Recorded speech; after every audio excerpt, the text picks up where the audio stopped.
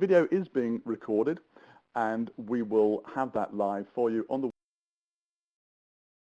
Not here to hear. Don Taylor, go.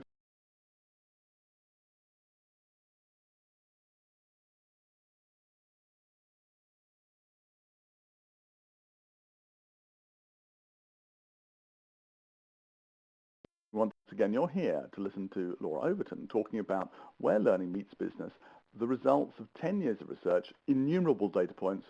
I'm going to hand it over now to our speaker today, Laura Overton. Laura, over to you. Don, thank you so much. And thanks everyone for starting to come in and join in the chat. It's great to see so many comments there. Don, just to let you know that the chat has disappeared from my screen, but the slides are up, which is brilliant. So as we've already mentioned, today we're so excited about the launch of our Tools Maturity benchmark study for 2013-14 called the New Learning Agenda. And I know a lot of you would have taken part in it, but we had something like 540 different participants representing over 4 million plus employees from around the globe. So it's great to see so many people being able to connect in and with that. And the study reached across private, public, not-for-profit organisations, a wide range of different sectors as well. So we've got a lot of insight. And obviously with over 100,000 data points, I'm not going to be boring you with all of them today. But I think one of the key things that we've already been discussing is the fact that we've been looking at research, looking at how technology can enable more effective learning strategies within business for the last 10 years. And we started gathering data in 2003. And since then, over 2,900 organizations have come on board. And also, we were one of the first to actually do research directly with learners, not about what do you think about learning back 10 years ago, but how are you currently learning off your own back in terms of what you need to do for the job. And back then we had something like 2,000 learners take part in our study. We relaunched the Learning Landscape study early this year, and now over 10,000 learners have come through. So we're actually going to be drawing on this year on some of the data and perspectives from learners as well, which makes quite fascinating research. And one of the things that we want to do is to make sure that this study is completely available to you for free. You've taken part for free, you've got your benchmarks for free, and now we want the results to be available to you for free so that you can use them within your own organisation. And I have to say a massive thank you to our ambassadors who make this possible. The study is completely and utterly independent, but these guys actually really value and support the fact that information like this is coming into the marketplace and make it possible for you to download it. So big thank you to our ambassadors for doing that. Now, we've already started this conversation already, and we're talking about what are the significant changes you've seen in the last 10 years, both in the workplace and also in learning and development. And I think some of you are obviously talking about, you've already mentioned before about video. I think Carolyn's just been talking about here is having a new impact on learning. We had Karen talking about self-paced learning. We've talked about the fact of social media. So I'm wondering just what else has been changing for you in your workplace right now. So are you looking for more specific? Yeah, if there's some more ideas, then that would be great. From my perspective, 10 years ago, I was working in an organisation, in an office, with a laptop. And now I head a virtual organisation who is spread around the UK, working on Skype, working on social media. It's just the way that I am actually working now, the way I'm connecting with people in my network to do my job is completely and utterly different. And I just wondered whether that's the same for anyone else as well. I think it's a very, very interesting point in terms of the specificity of it, that we take for granted now that we are connected, that we have technology, and that's had an impact on our lives as well, that we've moved from being chained not just to a physical place, but also to a timeline. We don't work 9 to 5 anymore. I don't think anybody does. And the interesting thing is, and James brought this up as well, that we're not necessarily all learning 9 to 5 either. No, quite and right. He was talking about 14% of their employees now undertaking learning outside of the normal 9 to 5. Another impact, Jean says, globalization, contact with the rest of the world, of course, another impact of the internet and the sharing we've got. And the pace of change has increased, says Steve. I think that's terribly important too. Yeah. Absolutely, and as you say, the globalization, James brought that up as well. So there's a lot going on in our world, and it's really had an impact on us from a learning perspective as well. So do keep the chat going. Keep the chat going. It's very interesting. Just one last point, Laura, before we go on. Jane makes another point. People are more stressed, they're under more pressure. Yeah. Had a very interesting discussion about that yesterday. Yeah. You know, sorry, I'll just give you a quick insight on that, which I got from the head of learning at Xerox. The old paradigm was the manufacturing paradigm where we worked at 100% of capacity, or we tried to. But when things are overlapping, you simply can't do that because you're trying to work towards 100%. Very often you go over 100% in terms of what you can do because you've got things starting and finishing out of shape with each other. Yeah. And so you end up you probably should try to work at less capacity, but we don't because that's not what we're structured for. And I think that comes to the point of that's why we're stressed and overworked. Absolutely. Laura, back to you. And I think one of the things that we want to do today is to draw on some of the research that actually helps us to make life easier for ourselves and also for the learners that we're supporting as well because of this world of work that we're currently working in. So really what I want to do today is kind of rather than take you through the full report because you can download that, I'm going to touch on just a few issues that have come out that I think are really important because for me, what seems to be changing as well in the last 10 years is the overlap of the learning agenda and also the business agenda. So I want for us today to look at these 5 areas that I've got on the screen. And particularly, what I want to do is to apply some of the distilled wisdom that we've seen from the top learning companies, those that are achieving the best results, to actually think up, okay, well, what is it that we need to be able to do in each of these 4 key areas in order to identify potentially a new learning agenda that will take us into at least preparing for the next 10 years. And we're also, as you can see from this little symbol with the three little characters here, we're also going to be drawing on that learner perspective as well as we go through here. So if we just touch on the first one, it's a point I also wanted to make was the fact that we didn't want to just have data, but we want to, through this session, actually turn that data into some insights that will help each one of us individually be able to walk away today with some action points. And that action point is not just download the report, although obviously we would love you to do that. And Laura, that's something you've always been very keen on, is actually, I should make this point, that Laura's never someone just to sit back and do research. Very keen on doing stuff that makes a difference. Thank you, Laura. Absolutely. Thanks, Don. So the first one, a key thing that I think is really important for so many of us, everyone says, oh, you know, we want to get learning to have a seat at the table. We want to be taken more seriously. We've still got a high proportion of organisations saying, you know, manager reluctance, you know, it's about 2 in 5 saying manager reluctance, senior manager reluctance is a real problem for us. So I'd like to look at the data to create some insights about how we can actually start to develop some rapport with business leaders and managers within our organisation moving forward. And I think if we just start this off by thinking about what is actually on our leaders' minds at the moment, and it's really interesting, the IBM C-Suite report that was released last month, actually in October, said that the CEO and most of the other C-level board members are saying that technology is the biggest external force shaping business today, and I think that's already been reflected in some of the chat as well. But also, if you read reports from sort of Accenture, whether it's the CIPD, people are saying actually it's also about talent, with people leaving the organisation, with globalisation, with the fact that skills that people are needing in work these days are much more about communication, about leadership than they are about hard skills. That talent issue is also incredibly high on leaders' agenda at the moment. In fact, the CBI Pearson Education and Skills Study that came out in the middle of this year said, that business leaders, 70% of them want to increase investment in employee development development, and pretty much the same, 70% also want to save money and cost effectiveness in the process. But talent is on the agenda. And I think the key thing about this is the fact that organizations are working in such a volatile, uncertain, changeable world. And in fact, last year, Richard Bevan, the head of customer strategy at Lloyd's Insurance, was saying the three factors underpinning performance for their organization is, yes, an engaged workforce, but that ability to continually implement change. And he was saying last year's report, we want to work with learning and development people as that perspective. So I think what's really interesting when we start to look at this year's data is that the blue bars, by the way, represent how learning and development felt about these issues 5 years ago in 2008.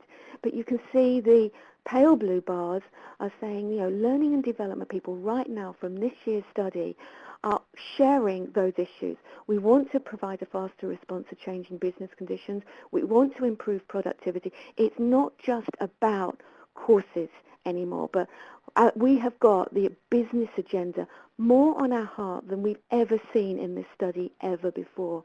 There's a real passion within learning and development people to really line up with the the business leaders that we're working with. And I think now, in terms of our programs and our attitudes, we have more in common than we've ever thought possible before. And that should be opening up an opportunity for great conversation. So are we actually influencing the priorities of the business leaders?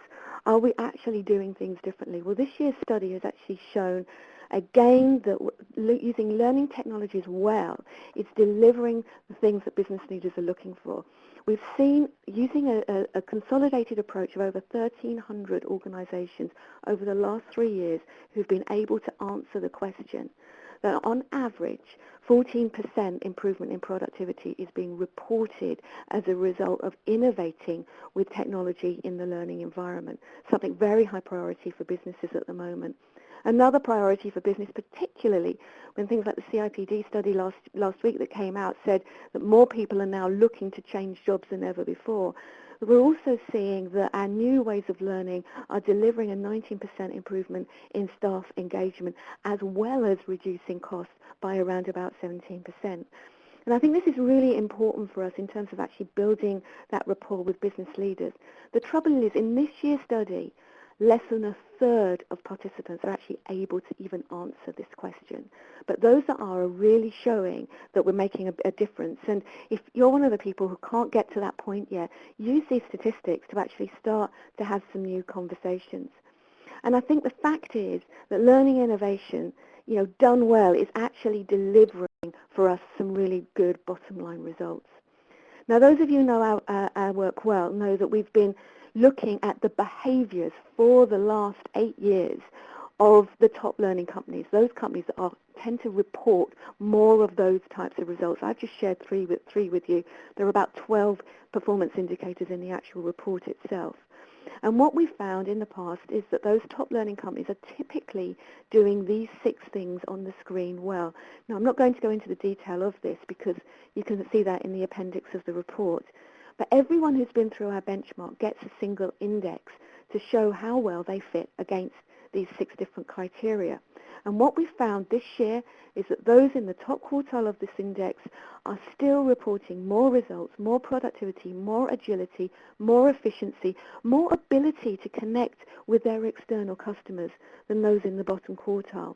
So as I go through this report, I'm going to be drawing on the characteristics of what we call the top learning companies, those that are in the top quartile of the Tools Maturity Index. And I think what's interesting this year is that those top learning companies aren't just reporting more of the bottom line results. You can see the dark purple here is that they're also much more likely to say, that our managers agree that we are delivering benefit. There's a connection, there's a rapport.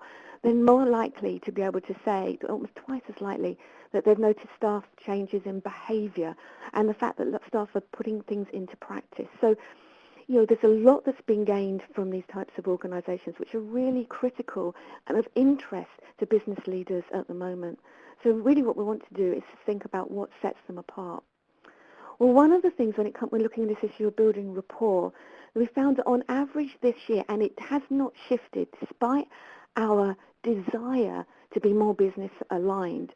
Still only around about a third of learning and development people work with business leaders to define what's important to them to shift and to change in that learning intervention.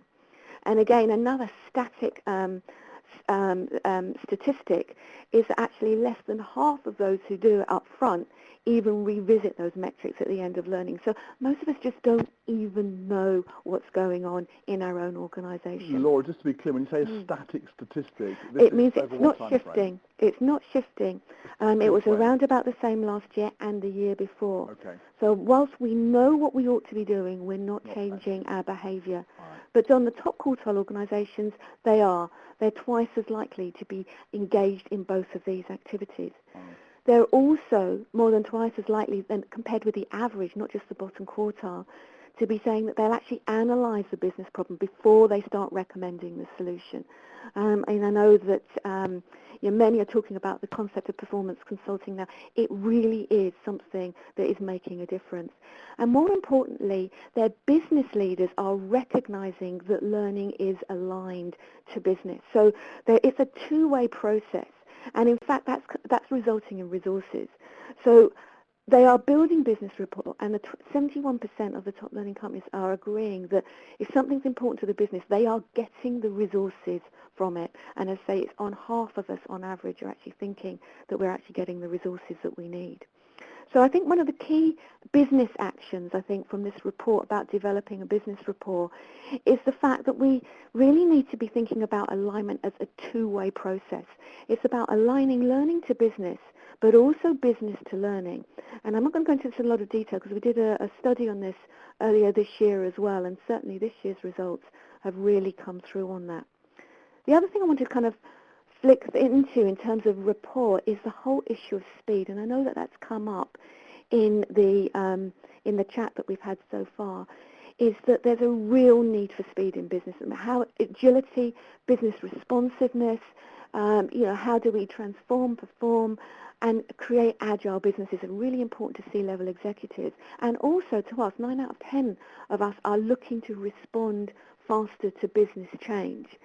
But I think what's interesting this year, it's the first time we actually asked the question, that actually only 50% of us say that our learning initiatives are being delivered in time to meet the needs of the business.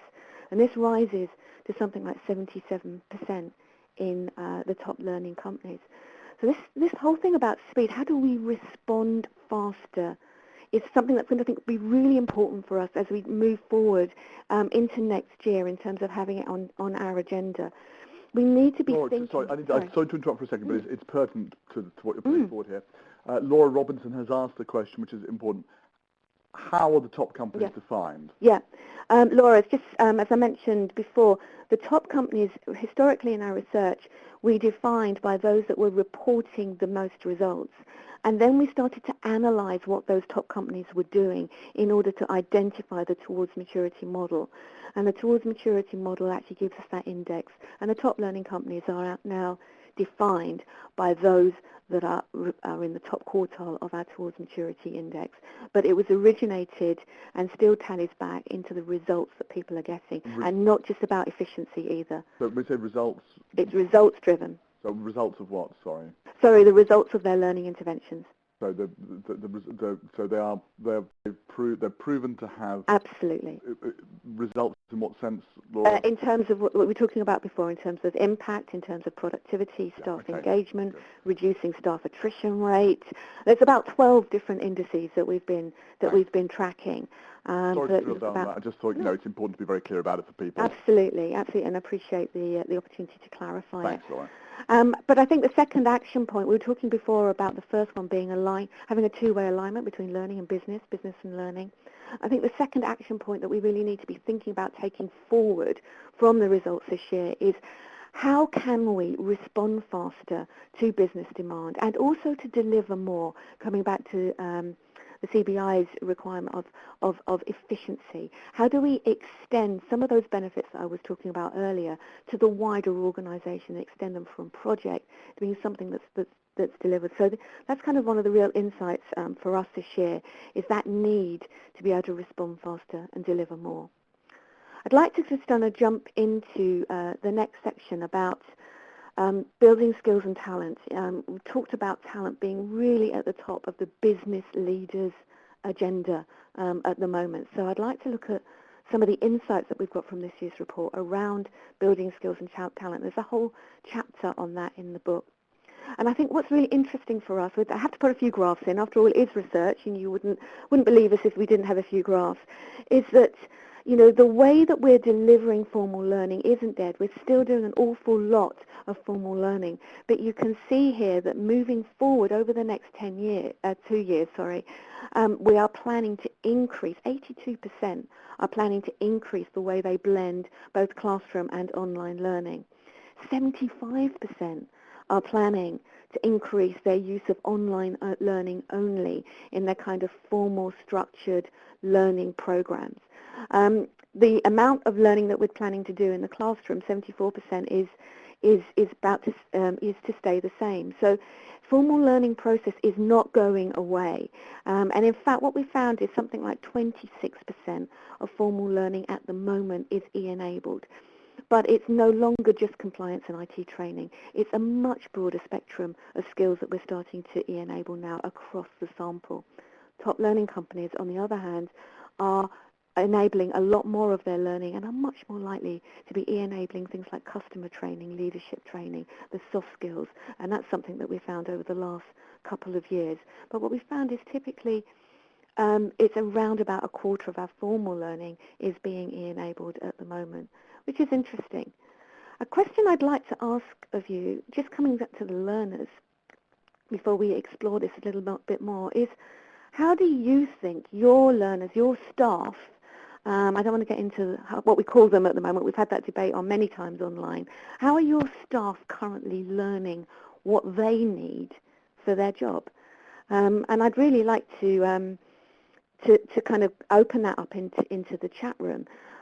It's one of the questions that we ask in our learning landscape study, and we say to them, you know, how do you learn what you need for the job? We're not asking them about courses, but just about themselves, about the way they work, the way they learn, and the way they have to change. Given what you were saying earlier about your anecdote from Xerox, you know, the speed of change going on around us. So I'm very interested to kind of see what you're saying. We've got shadowing from Jean, Mandy talking about sitting next to each other and coaching, just-in-time training from Con. So we've got some sort of communities theme going through these, which is of things being done in a flexible, just-in-time, informal or semi-formal way. Yeah, absolutely. Absolutely. But I'd like to share with you something. Do keep this conversation going. Please do. You know what? This is a conversation we should have every day, isn't it? Exactly. What do they want and how they're actually learning? And for us, you know, we've taken a random sample of 2,000 learners who have taken part in our learning landscape study in the last sort of probably about 6 months or so. We've got it to about 2,000 because 10 years ago we looked at 2,000 learners, and next year the Learning and Skills Group we're going to be doing some comparisons between the two. But when we looked at those 2,000 learners to ask them, you know, what it is that how they learn to do what they do in their job, what we found was that 3 in 5 still say that the course is either essential or very useful in helping them learn what they need for the job. So whilst some of the things that you've been talking about, and I'll come on to those in a moment, are still very, very important, I think it's actually really key to understand that the course is still important to today's learners. But what's interesting is that 88% of them want to learn at their own pace. So the kind of the formal learning process is not dead, but it does need to radically change. And I noticed someone before talked about the issue of things like MOOCs and stuff like that. You know, how do we transform traditional structured learning in such a way that it helps learners learn at their own pace? And so for us, we wanted to kind of flag in this report that the course isn't dead, but we do need to be thinking moving forward into new ways when we take into consideration about what learners want, about how do we transform traditional training into that process. And I think that's a really key action point for us. But coming back to some of your comments here in the chat room, yes, top of the list of what learners find essential is collaboration, is that sharing, working in teams, collaborating, and working in that environment. The second, really, or third on the list, was about learning from Google search engines, the just-in-time, just the things that we need. And, just preparing for this research today, I was using Google, working in that environment, thinking about that. So, it's really important that we don't just think about the traditional formal learning, but we still keep an eye. It's about the balance of the two. And I think for learning and development professionals, we are very strong this year about wanting to push learning beyond the course. 86% wanting to push updated information out to staff wherever and when it's needed, helping them at that point of need. 94% wanting to help speed up the application of learning at work. This is high on the learning and skills department's agenda.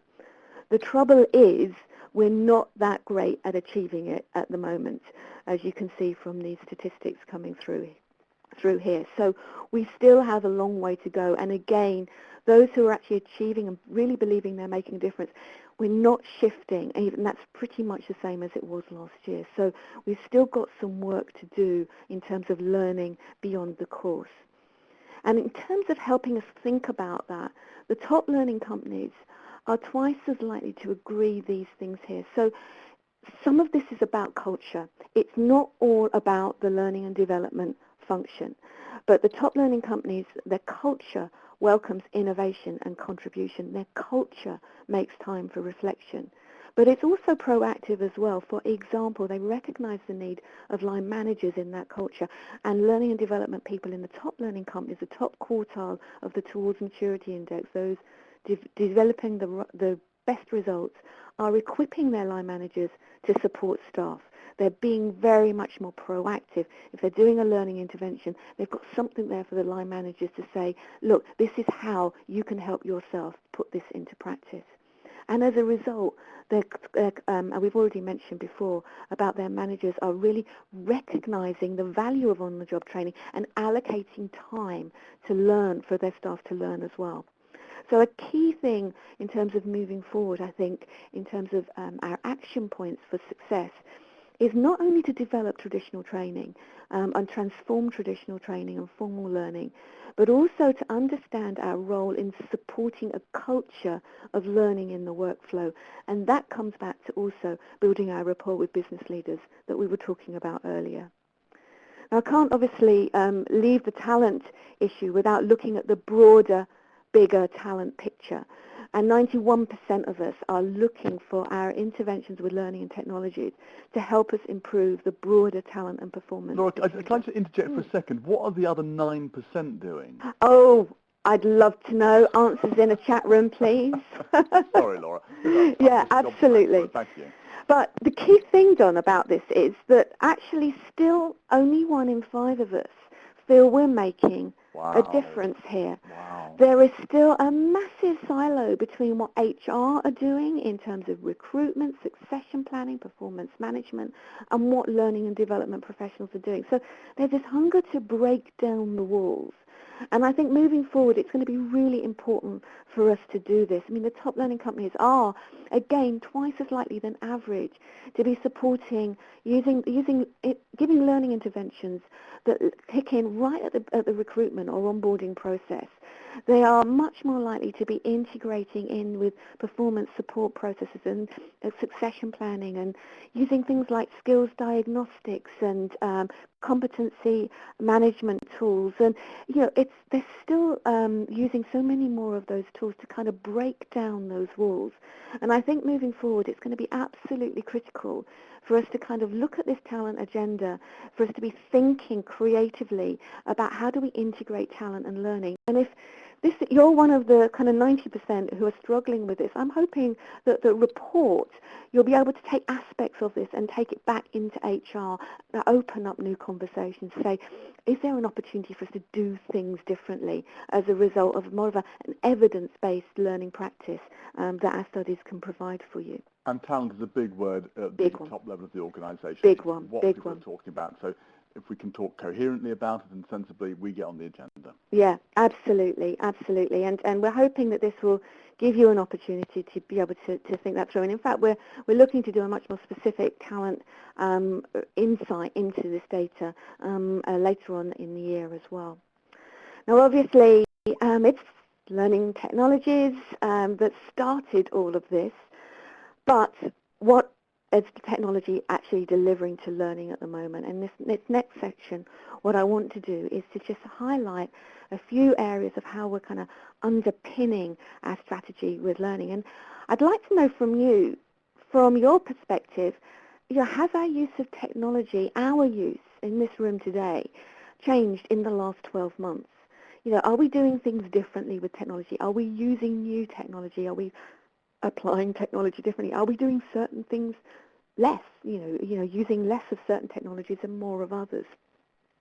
So I'm going to take a gulp of water while I let you answer that in the chat room, because I'm really interested in your perspective on potentially how technology usage in business changed in the last 12 months.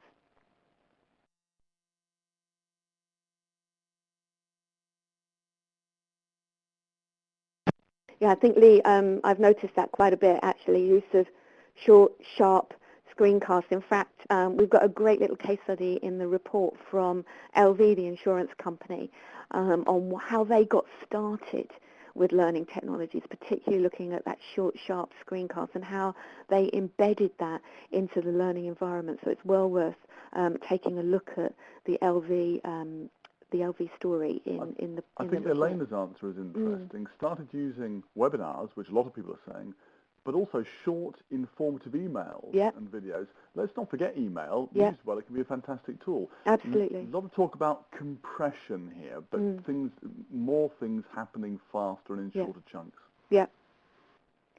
Very interesting. Yeah, very interesting. Talking about CPD online and participating in webinars and forums. Bite-sized learning, says Zoe. So, people don't wish to sit through 60 minutes of e-learning anymore. Yeah, simply. absolutely. Yeah. And I think it's interesting here about things like the collaboration coming through as well that's happening here. And I think as a group, obviously we're going to be very much more interested in this because of the nature of us gathering together in this space, working with you, Don. But I think generally, let me just share with you some of the things that have been happening overall. We're finding now that 90% are using some kind of e-learning content, whether it's bite-sized, whether it's courses. So that's a real mainstay of the portfolio that people are offering. And the majority of us are doing it via the learning management system. 88% of us are using learning management systems, and of those who are using learning management systems, again, around about 90% are using them for the distribution and of content. So the content learning management system is really interesting. Live online learning environments, things like webinars, we were talking about virtual classrooms, that type of thing. We've consolidated that, and something like 86% of them are using it at the moment, and planning to increase again to almost the whole of the sample in the next couple of years. What's really been interesting for us is the number of people who have jumped in terms of starting to think about mobile in learning. And last year it was around about 45%. This year, 71% of us are now starting to think, okay, well, how do we use mobile in learning? And again, we're currently reanalyzing the data to work out how much of that is experimentation, what are we actually doing? And we'll be doing another report, particularly looking at kind of the mobile enterprise, again, a little bit later on in the year, to answer all the questions I know that this statistic will have raised for you. I think it's quite interesting, obviously, things like MOOCs, tin can, open badges, and things that have been around for a while, like games, gamification. Still, less than 15% are using those types of technologies or starting to use those types of technologies. The top learning companies are probably the ones that are more likely to be experimenting early in this stage. Again, we've got quite a lot of that there for you in the report for those of you who are interested in this. But I think for me, what's really interesting is thinking, I mentioned before, about our modern day working practices, how we work, where we work, the way that we kind of access the cloud, the way that we use our mobile learning, our mobile phone. We're talking, engaging with Don over in the States about this webinar, and I know that he was connecting in the cloud with a mobile, able to work in Orlando on a UK business project. Sorry, I'm just laughing because we know that we had a couple of technical difficulties as I was using my driver's mobile phone to communicate with you on the way out from Gatwick this morning, but it all worked out smoothly, didn't it, Laura? And this is the modern day working practice for most of us in business at the moment. It's about the cloud, it's about the mobile. And yet we're finding actually that still probably only 30% are using cloud technologies, that kind of anytime, anywhere, coming back to the point was made up in the chat room earlier about the fact that people are starting to want to actually do learning outside of that normal space. But only 30% of us are kind of using some of those technologies that allow and make it easier and simpler for people to do that. And of the 70% who are actually using mobile learning, what we find is only 20% are actually reporting that they're realizing some of that potential of mobile. Things like, delivering learning at that point of need, about collaboration. So it really is in its very early days, its early infancy. But I think moving forward as an action point, we've been joking and talking about anytime, any place learning since the Martini advert came out, goodness knows, probably 3 decades ago. But I think now we have anytime, any place, anywhere working. We really do need to be thinking moving forward about thinking how new ways of learning should be supporting new ways of learning. And again, there's research, I think, for the CIPD saying that, the flexible worker is a more engaged worker. So how can we actually line up, and to what extent are our learning practices lining up with our working practices, even within our own organisations at the moment? And for us, that's a really important insight to be taking forward from this report. I think what I mentioned before about how people are using their learning management systems, but actually given the fact that so many people are doing live online learning and mobile learning, actually fewer than 1 in 5 are using these interfaces to connect through with the learning that they're trying to make available for their staff. So from a learner perspective, I don't think it's any surprise that something like 35% of learners say that they're actually struggling to find what they need at the moment. The study that we've got shows that 70 or 80% of them say that they know what learning they need and they know what on-the-job support they need, but they actually are struggling to then go and find it within the existing systems. So for us, really an insight from that, and again borne out by some of the behaviours of the top learning companies, is that we really do need to think about simplifying all of our learning options, whether it's single login, but how do we make it simple? Simple to access, simple to find, simple to use. And that for us is a really important insight from this year's report moving forward. So I think the next area is actually about preparing for change. Now, what we've found is that this year it's actually really encouraging, and I noticed, Nick, you were saying that some of the news earlier in the study was really encouraging, and for me, as learning and development professionals, we're reporting fewer barriers this year. So for example, some of the bigger ones halfway down here, a lot fewer of us this year, the dark purple, are reporting our lack of skills amongst learning and development staff to implement, manage this kind of learning. That's less of a barrier this year than it was last year. Knowledge about the potential is less of a barrier. Even management priority is less of a barrier this year. It's still significant, but it's reducing. And I think that's a really important perspective for us and be an encouragement to take forward. But one of the things I'd like us to perhaps think about is that actually the cost of setup is a number one barrier. And I think that's because compared with last 5 years ago, the number of learning technologies we are using in the mix has increased on average by about 57%.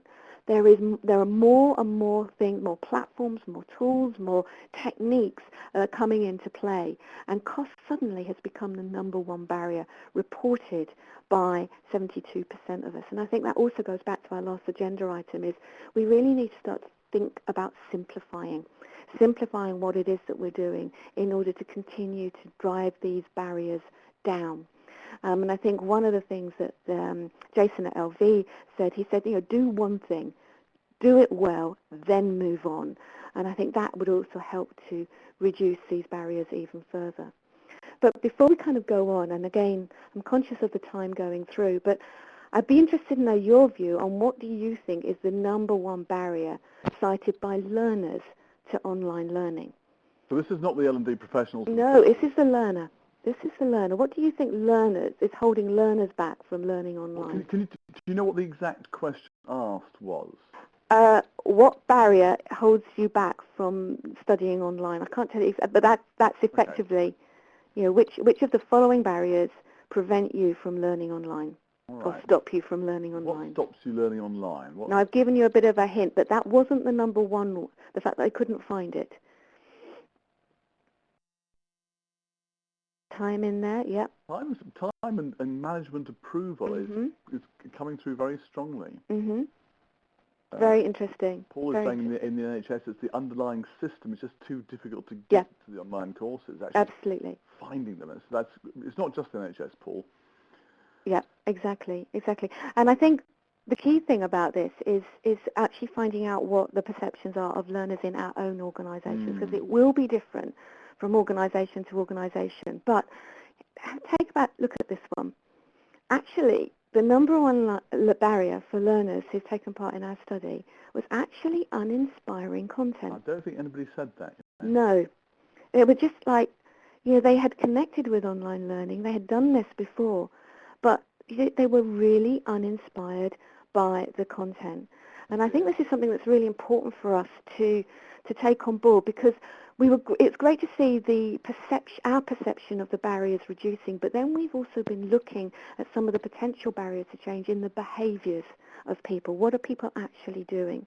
And we found a few things. So for us, it wasn't surprising that came out as number one with the learners, because we found that something like 69% of learning and development teams are developing programs in-house, but actually only 38% believe that they've got the skills to do this. And when we look at some good design techniques, from people like Kathy Moore and stuff like that, it's the top learning companies who are training their staff up in good design, in the ability to be able to deliver learning well.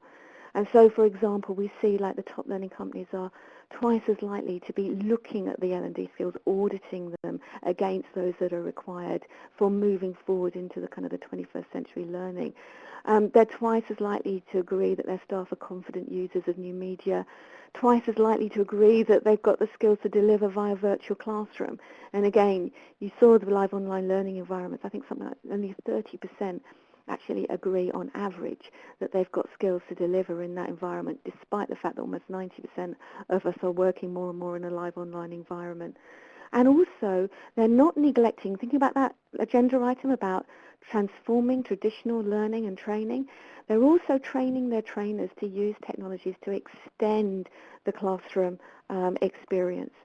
So for us, a really important thing that's coming out, and it's just a penultimate one before I kind of close off, is the fact that moving forward, it's absolutely critical that business invests in learning and development, have a vital role to play as agents of change in this whole agenda around talent, technology, and change.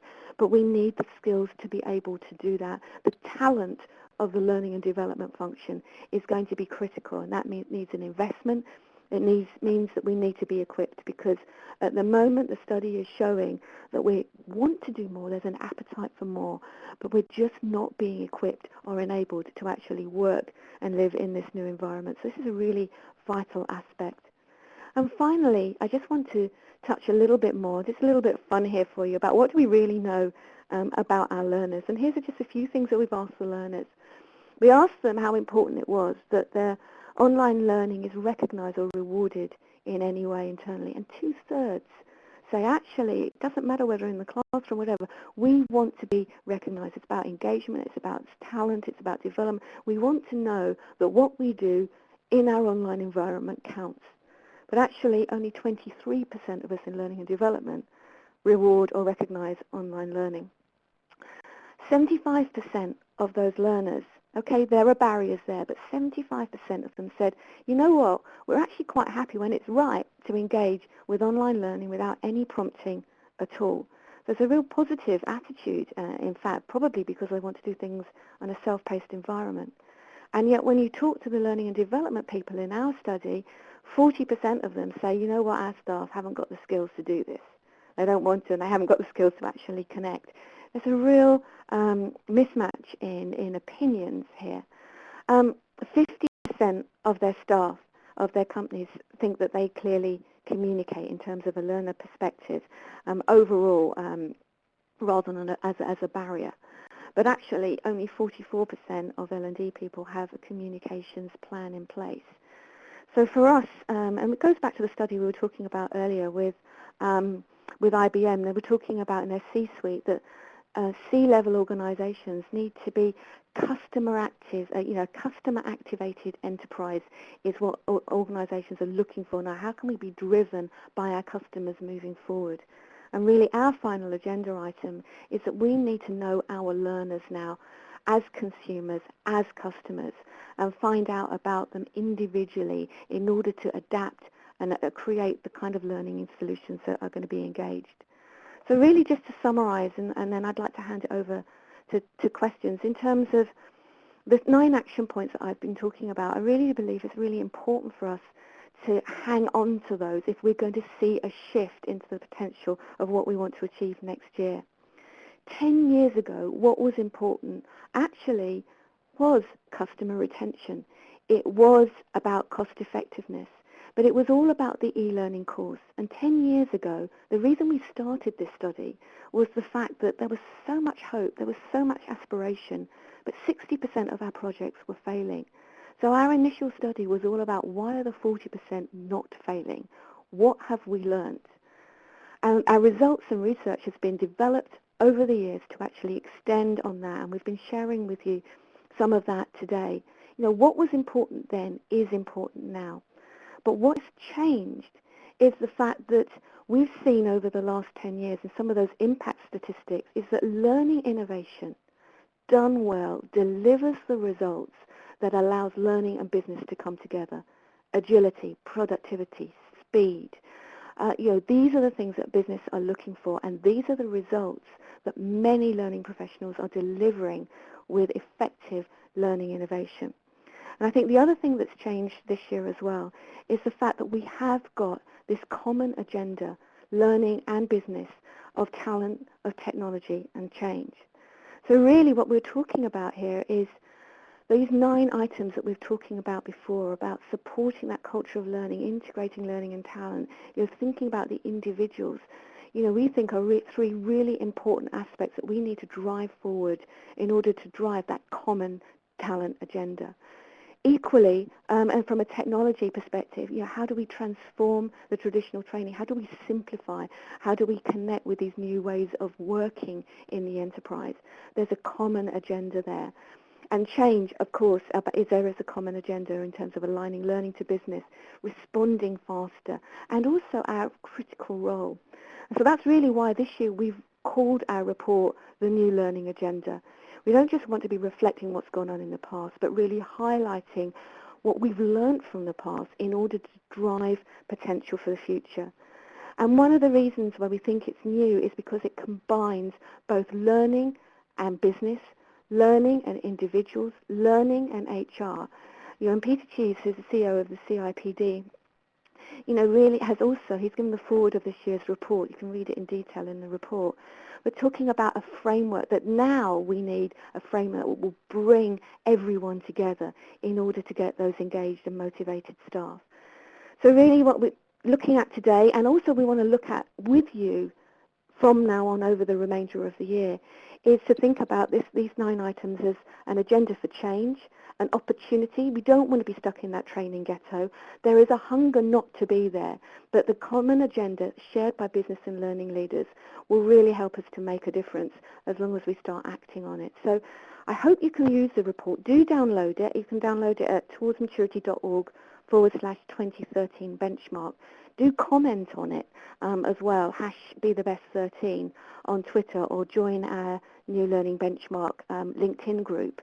as well. But you're the first to see it, you're the first to hear about it, and I'd be delighted if you were the first to ask questions about it as well in the last few minutes that we've got. Oh, it's done there. Has anyone got any questions you want to put into the chat room? Sorry, Laura, I was talking, but I had the phone on mute.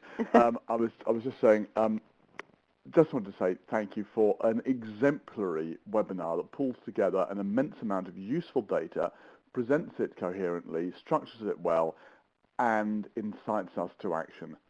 It's fantastic. Thank you so much. And also thank you very much, everyone, for your comments and thoughts about it during the way through. Of course, not everybody can do a webinar with 10 years of data to back them up, but the hard work you've done is to go through it all, and it's a classic big data story. Yes. Ask the right question, pull out the data, and then articulate it in a way that makes sense. There are questions, of course, quite a lot of them, and I'm going to quickly jump through some of the questions. So you're going to have to answer in like one word or two, Laura, if you can. No problem. I'm sure. Nick was very keen on mobile. How much of this is related to the rise of mobile devices in the workplace? Yeah, big use of mobile devices. Lots of people are starting to think about bring your own device, looking at strategies. Top learning companies are very proactive, even the top in helping support a BYOD strategy in the organisation. So it certainly is driving, and at the moment it's device-driven rather than content-driven. Okay. Plus, and that, we should say it's combined with the software on the mobile devices and almost ubiquitous connectivity. Elena said, Elena said she loved it. That's great. Alex said, can you show the 9-point slide again? I really like that one, the one with the 9 points broken down. Yeah, absolutely. It's also in the summary of the report when you download it. And here's the report. So go ahead and download that when you can. Okay, and let's go on to Fleur. Could you ask Laura at the end if we could have insight into the 12 indices as the metrics? Would be useful if she's willing to share. I think, Fleur, this was about the things that define the top performers. Is that right? That's right. And Fleur, there's chapter, I think it's chapter 2 or 3 about delivering impact, and there are the 12 indices there, and they're linked to business impact, staff impact, and training efficiency. And they include things like under staff impact, time to competency, staff engagement, staff attrition rates. Basically what you're saying is download the report. Well, I don't want to be repetitive, but yeah. But that would be useful. Okay, so the 12 are there. Yep. And I don't want to have to make you go through a list, so I'm going to force you to, invite you to answer some more questions. How did you measure, asks John, that 19% were only actually improving talent development? You remember you've got your 91% who are focused on talent development, but only 19% are actually achieving it. How do you measure that? That is it. All of this is a self-perception questionnaire. We also do quite a lot of case studies individually, linked into things like the awards. Obviously, you've got the e-learning awards tonight and training journal awards. So we look at activity on a case-by-case basis. But the measurement that we have is what people are reporting directly back. Okay, and so it's something we'd really like to explore more, yeah. Yeah, and that's fair enough. But I think one can always strive for the platinum-coated titanium pot of gold final pure result that gives you everything tied down to detail. But in fact, right now, most people don't know. Most people don't know. Yeah. So just perception right now is certainly good enough. Jean had a question about the benchmark seems to be linked to top companies. What about SMEs? Jenny's come back already to say top learning companies. The top learning companies are all sectors and all sizes. And am I correct in saying, Laura, also that the survey itself is very wide? It does include SMEs. I have to say, though, Jean, is that on average, I think it's like 70+% are over 500. So it's more about the activity in larger or the medium to large size organisations rather than the small ones. When you were talking about the skills that the L&D seeing things as a barrier, and all the barriers were coming down, Con and a number of other people said, what about lack of other non-L&D skills, such as business skills? I replied to him saying, I don't think Laura's measuring that. It's not an option. We're not measuring it, but in one sense we are measuring it because we're asking what people are doing. You know, in terms of having conversations with business leaders, you know, we've shared some of that. And basically, they are remaining static at the moment. Those types of skills that are related to defining need, that are related to managing change, that are related in the towards maturity model to demonstrating value and evaluation, pretty much across the board, our skills are not improving in that area. There's 100 activity statements that we ask in this benchmark, and each one of them are relatively static. Some, unfortunately, are actually, we're doing less of this year than before, and I think it's because of that issue of time. There are so many more questions we could ask. I have got some, because of course, as you know, I watch the text chat, I pull them out. I'm going to throw one observation in from Jackie Denito before we wrap up. Working in an industrial steel fabrication environment, a lot of staff here do not have the IT skills to embrace online learning, and interestingly, 10% of the staff do not have internet access at home. So she just wanted to say, don't let's make assumptions about skills and access. They will vary in each environment. And I think you made the point, Laura, this is the survey results for the environment, for the population as a whole. It's really important to go and understand your own environment. Yeah, and also it's point 3 under the talent one before. Treat your learners as customers.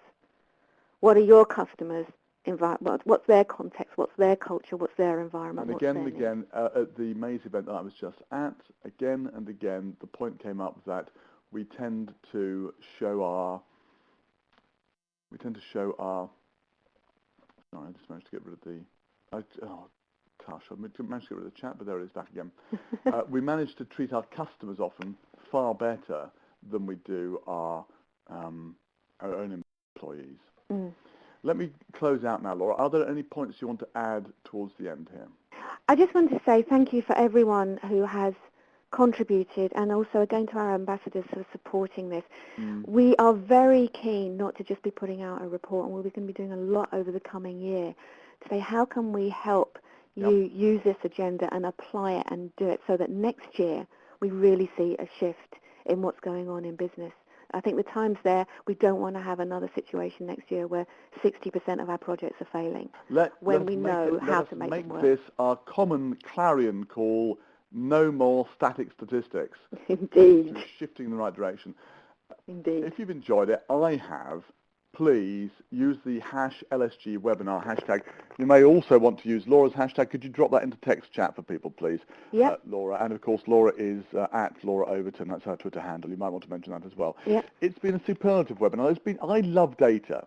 I love data even more when it's interpreted and there are actions that come out of it. And I swoon when I see all that in a well-structured webinar that's clearly been well rehearsed and gone through. Laura, you've done it all. Thank you so much. Just super.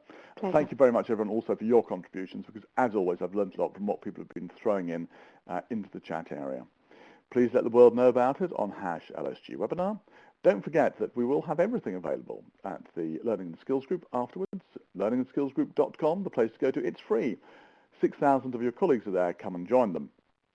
And finally, we've got another webinar coming up in less than 1 hour's time. We've got Joe Corrie, learning consultant and mixed media artist at Tata Interactive, talking about the flipped learning model for effective blended learning. So it's the classic thing of using the classroom or face-to-face for what it's best used for, and the rest of the time for other stuff which it's best used for.